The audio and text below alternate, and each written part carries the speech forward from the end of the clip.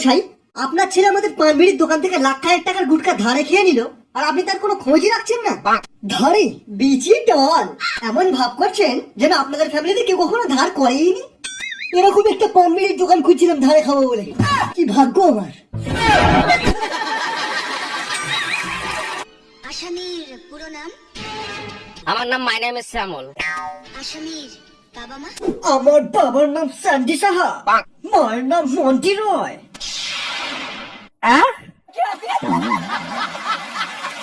এই স্যান্ডি আর মন্টির মিলনে হয়েছে আমার জন্ম।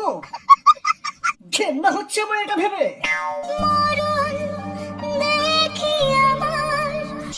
নিজের বাবা মা সম্পর্কে এরকম আচরণের কারণ? কারণ আজ পর্যন্ত আমি বুঝতে পারিনি যে এদের মধ্যে কে আমার বাবা আর কে মা।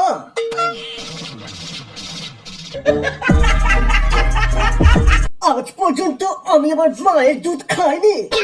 আমি যে দুধ খেতে যেতাম আমার মুখে কমলা লেবু চলে আসতো। তোমার পড়াশোনা?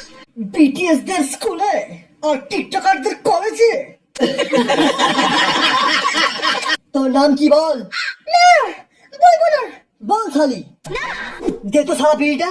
আজ শালির এমন জায়গায় ছ্যাঁকা দেবো অটোমেটিক ভূত ছেড়ে যাবে।